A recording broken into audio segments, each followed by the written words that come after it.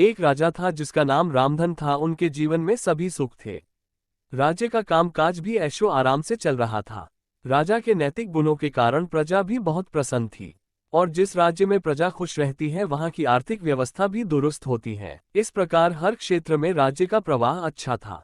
इतने सुखों के बाद भी राजा दुखी था क्योंकि उसकी कोई संतान नहीं थी। यह गम राजा को अंदर ही अंदर सताता रहता था।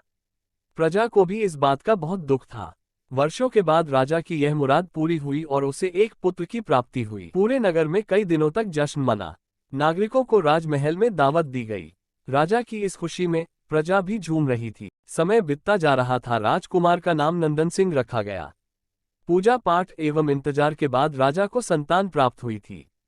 इसलिए उसे बड़े लाड़ प्यार से रखा जाता था। लेकिन अति किसी बात की अच्छी नहीं होती। अधिक लाड़ ने नंदन सिंह को बहुत बिगाड़ दिया था। बचपन में तो नंदन की सभी बातें दिल को लुभाती थी, पर बड़े होते होते यही बातें बदतमीजी लगने लगती हैं। नंदन बहुत ज्यादा जिद्दी हो गया था। उसके मन में अहंकार आ गया था। वो चाहता था कि प्रजा सदैव उसकी जय जयकार करे, उसकी प्रशंसा करे। उसकी बात ना सुनने पर वो कोलाहल मचा देता था। बेचारे सैनिकों को तो वो पैर की जुती ही समझता था। आए दिन उसका प्रकोप प्रजा पर उतरने लगा था। वो खुद को भगवान के समान पूजता देखना चाहता था। आयु तो बहुत कम थी लेकिन अहम कई गुना बढ़ चुका था। नंदन के इस व्यवहार से सभी बहुत दुखी थे। प्रजा आए दिन दरबार में नंदन की शिकायत लेकर आती थी, जिसके कारण राजा का सिर लज्जा से झुक जाता था। यह एक गंभीर विषय बन चुका था। एक दिन राजा ने सभी खास दरबारियों एवं मंत्रियों की सभा बुलवाई और उनसे अपने दिल की बात कही कि वे राजकुमार के इस व्यवहार से अत्यंत दुखी हैं। राजकुमार इस राज्य का भविष्य है। अगर उनका व्यवहार यही रहा तो राज्य की खुशहाली चंद दिनों में ही जाती रहेगी। दरबारी राजा को सांत्वना देते हैं और कहते हैं कि आप हिम्मत रखें वरना प्रजा निसहाय हो जाएगी।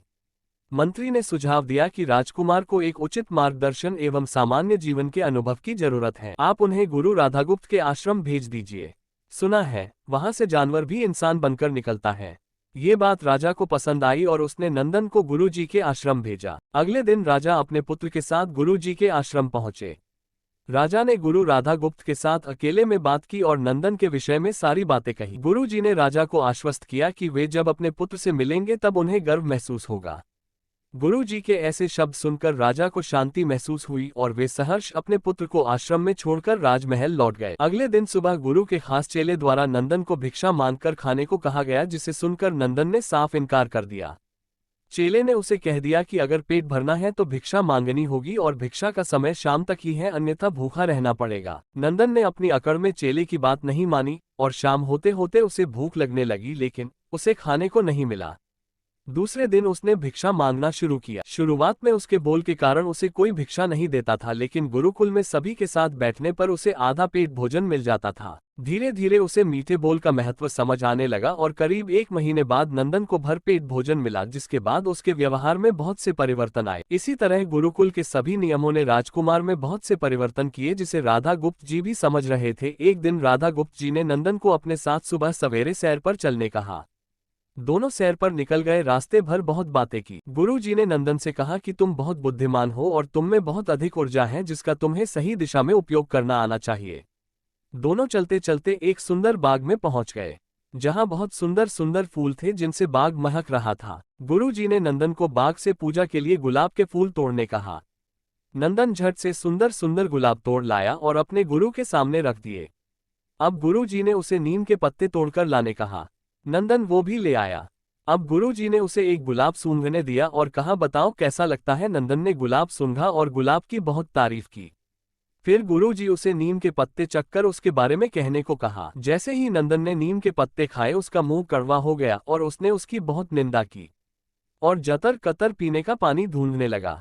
नंदन की यह दशा देख गुरु जी मुस्कुरा रहे थे। पानी पीने के बाद नंदन को राहत मिली। फिर उसने गुरु जी से हंसने का कारण पूछा। तब गुरु जी ने उससे कहा कि जब तुमने गुलाब का फूल सूंघा तो तुम्हें उसकी खुशबू बहुत अच्छी लगी और तुमने उसकी तारीफ की, लेकिन जब तुमने नीम की पत्तियां खाई तो तुम्हें वो कड़वी लगी और तुमने उसे थूक दिया और उसकी निंदा भी की। गुरु जी से नंदन को समझाया, जिस प्रकार तुम्हें जो अच्छा लगता है तुम उसकी तारीफ करते हो, उसी प्रकार प्रजा भी जिसमें गुण होते हैं उसकी प्रशंसा करती है। अगर तुम उनके साथ दुर्व्यवहार करोगे और उनसे प्रशंसा की उम्मीद करोगे तो वे ये कभी दिल से नहीं कर पाएंगे। इस प्रकार जहां गुण होते हैं वहां प्रशंसा होती है। नंदन को सभी बातें विस्तार से समझ आ जाती हैं और वो अपने महल लौट जाता है। नंदन में बहुत परिवर्तन आता है और वो बाद में एक सफल राजा बनता है। कहानी की शिक्षा। तो दोस्तों, गुरु की सीख ने नंदन का जीवन ही बदल दिया। वो एक क्रूर राजकुमार से एक न्यायप्रिय दयालु राजा बन गया। इस कहानी से हमें यही शिक्षा मिलती है कि हम में गुण होंगे तो लोग हमें हमेशा पसंद करेंगे, लेकिन अगर हम अवगुणी हैं तो हमें प्रशंसा कभी नहीं मिल सकती। तो दोस्तों, आपको ये कहानी कैसी लगी? कमेंट करके जरूर बताएं और नई कहानियों के लिए हमारे चैनल को जरूर सब्सक्राइब करें।